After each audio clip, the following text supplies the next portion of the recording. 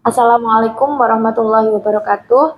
Selamat pagi Bapak Ibu tim penilai dalam sertifikasi dosen gelombang 1 tahun 2025. Perkenalkan saya Rika, salah satu dosen Fakultas Ekonomi dan Bisnis Program Studi Akuntansi Universitas YPPI Rembang. Video ini dibuat untuk melengkapi salah satu syarat sertifikasi dosen gelombang 1 tahun 2025, yaitu pernyataan diri dosen dalam unjuk kerja Tridharma Perguruan Tinggi atau PDD UKT PT. Pada kesempatan kali ini, mata kuliah yang akan saya ambil sebagai contoh untuk video pembelajaran adalah mata kuliah akuntansi manajemen, di mana akuntansi manajemen ini terdiri dari 3 SKS, dan proses pembelajarannya dilakukan secara offline maupun online. Deskripsi dari mata kuliah ini adalah membahas konsep-konsep dasar dan teknik-teknik dalam akuntansi manajemen yang digunakan untuk perencanaan, pengendalian, dan pengambilan keputusan dalam organisasi, perhitungan biaya, analisis varian anggaran, dan penggunaan informasi akuntansi untuk meningkatkan efisiensi dan efektivitas manajerial. Sedangkan CPL yang dibebankan pada mata kuliah ini adalah mampu menunjukkan sikap bertanggung jawab atas pekerjaan di bidang keahliannya secara mandiri, menginternalisasi semangat kemandirian, kejuangan, dan kewirausahaan, menguasai konsep prinsip dan teknik manajemen keuangan yang meliputi keputusan keuangan, nilai waktu uang, penganggaran modal, struktur modal, biaya, dan pembiayaan, kebutuhan modal kerja, dan analisis arus kas. Menguasai prinsip-prinsip investasi pada aset keuangan. Yang ketiga, mampu menerapkan pemikiran logis, kritis, sistematis, dan inovatif dalam konteks pengembangan atau implementasi ilmu pengetahuan dan teknologi yang memperhatikan dan menerapkan ilmu humaniora sesuai dengan bidang keahliannya. Yang keempat, mampu secara mandiri menyusun dan menganalisis laporan akuntansi manajemen, meliputi perencanaan dan penganggaran, manajemen biaya, pengendalian kualitas, pengukuran kinerja, dan benchmarking yang relevan dan andal dalam mendukung pengambilan keputusan dan pengendalian manajemen dengan menerapkan teknik-teknik akuntansi manajemen. Sedangkan capaian pembelajaran mata kuliah atau CPMK yang pertama yaitu mampu menjelaskan konsep dasar dan prinsip-prinsip akuntansi manajemen serta perbedaannya dengan akuntansi keuangan. Yang kedua, mampu menggunakan teknik perhitungan biaya dan menganalisis serta mengendalikan biaya pengendalian dalam biaya organisasi. Yang ketiga, mampu menyusun, mengelola, dan mengevaluasi anggaran serta melakukan perencanaan anggaran yang efektif.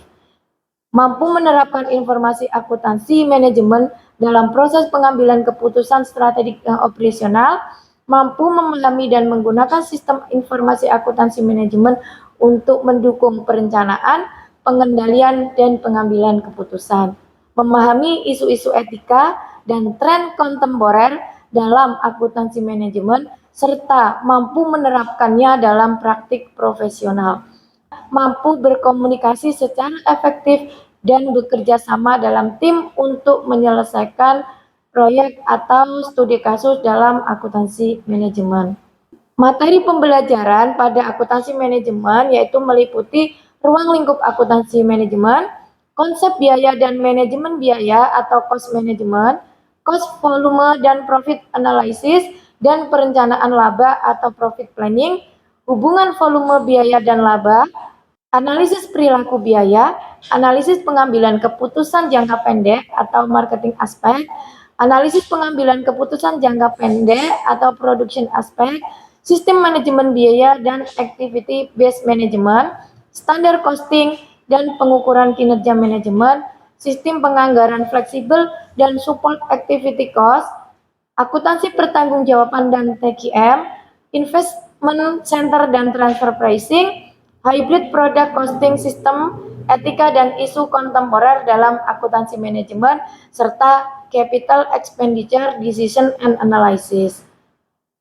Untuk daftar pustaka yang digunakan dalam pengajaran akuntansi manajemen ini Di antaranya menggunakan bukunya Hansen Mowen, bukunya Garrison, Noren, Hongren, dan lain sebagainya, serta buku pendukung yang merupakan karya dari dosen pengampu sendiri, yaitu saya sendiri dengan judul Akuntansi Manajemen berupa book chapter.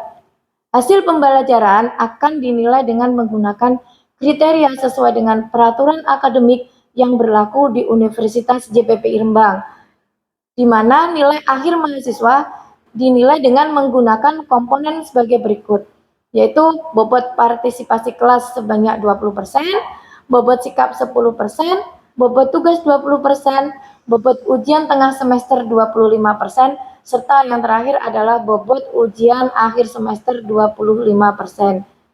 Untuk video pembelajaran di kelas, silakan lihat video berikut ini.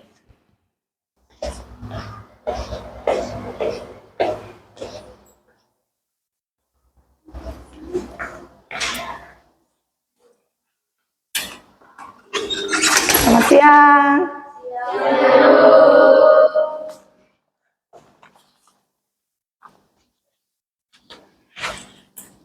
Apa kabar hari ini? Alhamdulillah sehat ya teman-teman. Oke, assalamualaikum warahmatullahi wabarakatuh. Oke, teman-teman, kali ini kita mau melanjutkan untuk materi yang minggu kemarin ya. Hari ini Bu Rika akan membahas tentang analisis perilaku biaya. Di dalam analisis perilaku biaya itu nanti kita akan belajar tentang yang namanya harga pokok dan expense atau biaya. Terus kemudian ada klasifikasi biaya di situ. Terus ada metode pemisahan biaya semi variabel, ya, metode pengumpulan dan penentuan harga pokok produk.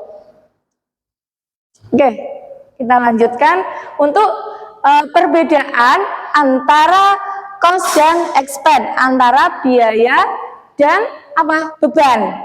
Ya, teman-teman bisa lihat di depan bahwa cost atau harga pokok ya atau biaya itu adalah semua biaya yang telah dikeluarkan dan dianggap masih akan memberi manfaat atau benefit di masa yang akan datang. Nah, ini akan dicatat di dalam neraca. Kalau teman-teman membuat laporan keuangan, ya kan? Laporan keuangan itu terdiri dari apa aja, teman-teman? Masih ingat? Siapa yang bisa menjawab? Nah, jadi ketika teman-teman bikin laporan keuangan, itu apa aja sih? Di dalam laporan keuangan itu ada apa aja? Laporan laba rugi. Oke, ada laporan arus kas, laporan laba rugi. Laporan posisi keuangan itu yang kayak gimana? Neraca, terus CALK. Arus kas tadi sudah, cash flow. Sebentar, masuk. Kumsalam. Dia ini ya, dari mana? Oh, nggak ada motor. Berdua kalian? Beda, Bu. Oh, beda deh. Oke, silakan duduk. Ya, deh. Ya, silakan. Oke, teman-teman, kita lanjut ya. Ada selingan sebentar, ya. Ada selingan sebentar. Oke, jadi tadi kita kembali ke laporan keuangan, ya. Di laporan keuangan itu ada apa saja tadi? Laporan arus kas, laporan laba rugi, neraca keuangan, laporan posisi keuangan itu sama dengan neraca bukan? Nah, ya, terus apa lagi berarti? Laporan perubahan ekuitas atau modal, terus yang satu CALK atau catatan atas laporan keuangan. Jadi teman-teman harus tahu ya, ini perbedaan antara cost dan expense. Jadi kalau cost itu masih akan memberi manfaat atau benefit, tetapi kalau expense atau beban itu dia tidak akan memberikan manfaat atau benefit ya di masa yang akan datang. Karena untuk expense atau beban ini dicatat di dalam mana? perkiraan laba rugi, ya kan? Biaya tetap itu biaya yang secara total tidak berubah saat aktivitas bisnis meningkat ataupun menurun. Jadi dalam artian gini teman-teman, yang dinamakan fixed cost atau biaya tetap ya, mau berproduksinya itu naik ataupun turun, dia itu akan tetap. Ya, contoh paling gampangnya nih teman-teman. Nah, teman-teman setiap semester itu bayar semesteran. Di situ tertera nggak ada yang namanya biaya tetap? SPP tetap. Nah, itu masuk bisa dikatakan sebagai biaya tetap. Karena mau berapapun SKS yang teman-teman ambil, ya kan? SPP tetapnya teman-teman sama nggak sih? Sama. Ya. Jadi teman-teman harus ingat yang namanya fixed cost ya adalah biaya yang secara total tidak berubah saat aktivitas bisnis menurun maupun meningkat. Ingat ya teman-teman. Oke, nah beberapa pengeluaran bersifat tetap karena kebijakan manajemen. Contohnya misalnya tingkat iklan dan sumbangan sosial itu ditentukan oleh manajemen dan tidak terikat ya. Terus ada pengeluaran yang demikian disebut beban tetap diskresioner atau discretionary fixed cost ya. Nah, ada juga pengeluaran yang membutuhkan suatu seri pembayaran selama jangka waktu yang lama atau biasa disebut dengan biaya tetap terikat. Contohnya misalnya ada beban bunga atas utang jangka panjang dan sewa jangka panjang. Teman-teman itu ada contoh perhitungan biaya tetap. Ya, misalnya di situ contoh biaya tetap untuk sewa gedung ya yang dipakai pabrik yang dibayar tahunan sebesar 250 juta di situ. Walaupun yang diproduksi 1 unit biaya sewa yang harus dibayar berapa? 250 juta. Karena kembali lagi ke pengertian dasar fixed cost, ya kan? Jadi seberapa banyakkah atau seberapa sedikitkah yang namanya biaya tetap itu tidak akan terpengaruh oleh volume produksi, ya, atau aktivitas bisnis. Seperti itu ya. Jadi perusahaan tetap akan membayar sebesar berapa? 250 juta. Nah, jadi dengan demikian, kalaupun yang diproduksi itu adalah 2000 unit, maka sewa yang akan dibayar juga tetap sama. Jadi mau produksi 1 unit, ataupun perusahaan itu mau produksi 2000 unit, biaya sewa yang dibayar tetap sama. Berapa? 250 juta. Nah, contoh di depan misalnya, unit yang diproduksi 1, biaya sewa gedungnya berapa? 250 juta ya. Nah, maka per unitnya juga 250 juta. Dari sini bisa sedikit dipahami? Bisa. Oke, saya lanjut ya. Nah, sekarang yang kedua ya. Ada biaya variabel. Nah, biaya variabel itu adalah biaya yang secara ya. Monggo silakan. Jadi biaya variabel itu adalah biaya yang secara total meningkat secara proporsional terhadap peningkatan dalam aktivitas dan menurun secara proporsional terhadap penurunan dalam aktivitas. Jadi ini bedanya biaya tetap atau fixed cost dengan variable cost ya.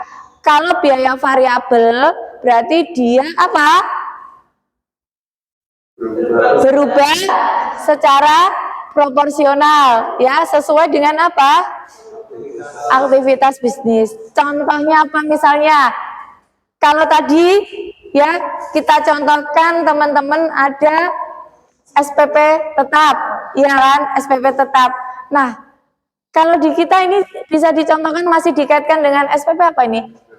SPP variabel, benar. Kenapa SPP variabel bisa dikatakan Karena dihitung per SKS. Per SKS. Jadi teman-teman akan dikenakan biaya berbeda kan ya? Mau ngambil 24 SKS dan 15 SKS ataupun 10 SKS bayarnya beda. Biaya bahan baku kenapa bisa dikatakan dia sebagai biaya variabel? Karena berubah setiap jumlah produksinya. Karena dia akan berubah di setiap jumlah produksinya. Kalau misalnya nih ya, kita bikin donat, ya kan? Kita bikin donat 100 donat dengan 500 donat. Bahan bakunya berbeda nggak? Nah, maka yang 500 justru akan membutuhkan bahan baku lebih banyak. Sedikit bisa dipahami ya teman-teman? Oke, kita lanjut sekarang. Nah, ini contoh perhitungan biaya variabel. Kalau tadi, ya kan, kalau tadi ada biaya tetap atau fixed cost, sekarang ada perhitungan biaya variabel. Nah, di situ contohnya misalnya 1 unit produksi itu menggunakan bahan baku sebesar 1 kilogram, ya kan? Nah, dengan harga berapa? 100 rupiah. Misal nih, yang diproduksi adalah 1 unit, maka yang dibutuhkan bahan bakunya 100 kan tadi harganya, ya. Nah, terus kemudian kalau 5, yang dibutuhkan berapa? 500, karena 1 unitnya dia butuh berapa? 100 rupiah. Jadi semakin banyak jumlah produksinya, maka bahan baku yang dibutuhkan juga akan semakin banyak atau meningkat. Nah, yang ketiga ini ada biaya semi variabel. Jadi di antara keduanya, ya.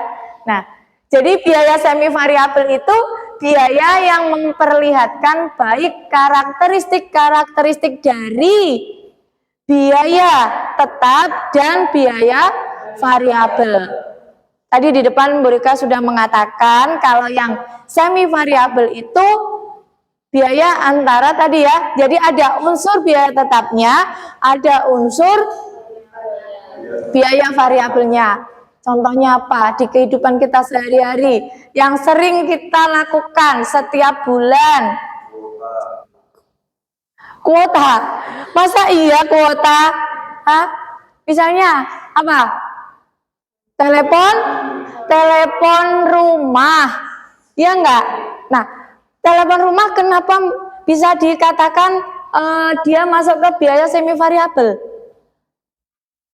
Mungkin kalau boleh jawab, Ya, apa yuk? dibayar setiap bulan. Dan mungkin itu maksudnya fix. Lalu untuk variabelnya tergantung seberapa banyak pemakaiannya. Ya, benar ya jawabannya Wahyu ya. Jadi itu maksudnya teman-teman. Jadi biaya di mana ada unsur karakteristiknya biaya tetap dengan biaya variabel. Tetapi ketika dalam masa 1 bulan itu teman-teman itu lebih pemakaiannya, maka teman-teman juga akan dikenakan biaya lebih. Apa maksudnya? Jadi tidak hanya bayar abonemennya. Misal nih, abonemen yang maksudnya yang dikenakan dalam 1 bulan, telepon rumah ya, bukan telepon seluler loh ya, bukan HP kita, bukan ya. Misalnya 50.000 1 bulan. Jadi dalam 1 bulan itu kok telepon rumah nggak kepakai sama sekali, fungsinya hanya untuk nerima aja ya kan. Karena sekarang kan sudah jarang kita menghubungi itu pakai telepon rumah ya, karena sekarang sudah ada smartphone ya kan, lebih gampang kan. Kalau telepon rumah kan kita nggak bisa nggak bisa kemana-mana katanya satu, yang kedua kita itu nggak bisa. Iya bener ya. Nah yang diingat media itu adalah video call gitu ya. Oke, nah ini karena semuanya sekarang kan sudah zaman digitalisasi ya, udah modern. Bener kata media ya, kelamaan Bu kalau mau pakai telepon rumah ya, nggak bisa dihubungi setiap saat gitu. Oke, itu tadi ya. Jadi selain tadi yang dijawab Wahyu terkait dengan apa tadi? Contohnya telepon ya, telepon rumah, PDAM ya. PDAM itu kan juga sama. Jadi misal nih Ya, ditentukan kalau teman-teman 10 kubik itu sekian, maka lebih dari itu kan biayanya akan berbeda kan? Nah, seperti itu. Oke, jadi contohnya bisa ekstrak, terus tadi apa lagi? Telepon, PDAM, dan lain-lain. Kita masuk ke metode perhitungan pemisahan biaya tetap dengan biaya variabel. Nah, ada 3 metode atau cara yang bisa kita gunakan untuk menghitung pemisahan biaya tetap dengan biaya variabel. Yang pertama yaitu ada metode high and low method atau metode tinggi rendah. Yang kedua ada metode scatter graph. Dan yang ketiga itu ada metode kuadrat terkecil atau least square. Jadi biaya variabel per unit aktivitas itu bisa dihitung dengan biaya terkait tingkat aktivitas tertinggi dikurangi dengan biaya terkait tingkat aktivitas rendah dibagi dengan tingkat aktivitas tinggi dikurangi dengan tingkat aktivitas terendah. Ini adalah rumus untuk mencari apa? Titik tertinggi dan terendah atau high low method. Nah, ini contohnya biar teman-teman nggak menduga-duga. Oke, ini contohnya. Jadi titik tertingginya tadi di 14, ya kan? Dari sini nih, ya, dari Januari, Februari, Maret, April, Mei, Juni, titik tertingginya di mana? April. Jam tenaga kerjanya sebanyak berapa? 14.000. Terus kemudian terendahnya di angka berapa? Juni 6.000. Nah, ya kan? Aktivitasnya itu di bulan Juni 14.000 ya, jam tenaga kerjanya. Oke, biayanya 2.800.000. Nah, titik terendahnya tadi ya kan berapa? 6.000. Ini 14.000 ya, jam tenaga kerja, kemudian biaya maintenance-nya berapa itu? 2.800.000. Kemudian titik terendahnya ada di bulan Juni dengan aktivitasnya 6.000 ya kan, jam tenaga kerja dan biaya maintenance-nya 2 juta. Tadi kita mencari high low method ya, sama dengan biaya tertinggi dikurangi dengan biaya terendah ya, dengan aktivitas tertinggi ya dikurangi dengan aktivitas terendah. Berapa? Biaya tertingginya berapa tadi? 2.800.000 ya, 2.800.000 dikurangi dengan biaya terendahnya adalah 2 juta. Nah, tadi di aktivitas tertinggi ada di bulan apa? Aktivitas tertinggi loh ya, 14.000 ya. Kemudian aktivitas terendahnya ada di 6.000. Berapa ini? 800.000 dibagi dengan 8.000. Ketemunya berapa? 100. Nah, jadi biaya tetapnya adalah 1.400.000 ya di titik tertingginya dan di terendahnya 1.400.000. Oke. Biaya variabelnya tadi di situ kan ketemunya 100 ya. 100 dikalikan dengan 14.000. 14.000 itu jam tenaga kerja tadi. kemudian ketemu 1.400.000 di titik tertinggi. Nah, kemudian biaya variabelnya 100 dikalikan dengan 6.000, ketemunya berapa?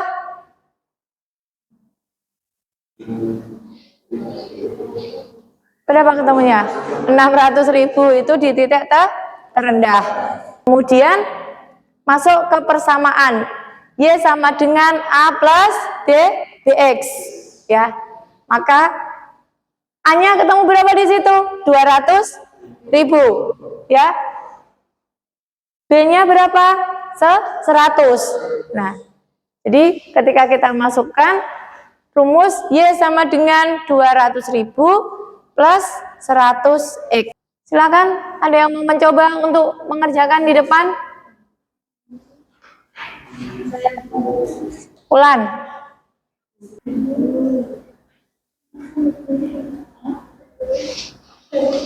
Ya? Oke. Teman-teman, dari soal yang sudah mereka bagikan, ya, benar nggak ini? Jadi tadi kita akan mencari titik tertinggi dan terendah. Nah, di soalnya tadi, ya, di bulan Januari sampai Juni yang sudah dibagikan, maka unit produksi untuk di titik tertingginya ada di bulan Juni sebanyak 2.500 unit, ya. Nah, ini. Kemudian biaya listriknya itu ada di angka berapa di situ?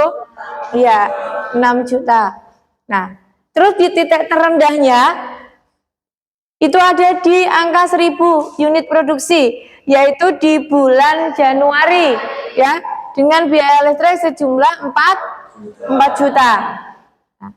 Maka akan kita cari biaya variabel per unitnya dengan rumus tadi, yaitu biaya tertinggi dikurangi dengan biaya terendah dibagi dengan aktivitas tertinggi dikurangi dengan aktivitas terendah. Maka di sini biaya tertingginya adalah 6 juta, ya kan?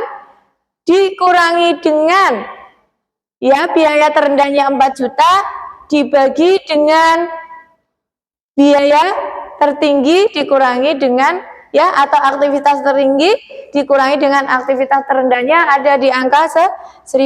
Maka ketemunya adalah 1,3. Untuk hari ini cukup, ya. Kita lanjut lagi minggu depan. Oke, semoga sedikit ilmu yang kita dapat di siang ini bisa bermanfaat untuk kita semua. Mohon maaf jika ada kesalahan ataupun kekurangan. Ya, saya akhiri.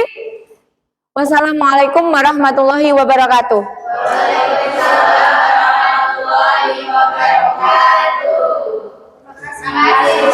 Sama-sama. Sehat selalu ya teman-teman. Kita ketemu lagi insya Allah minggu depan.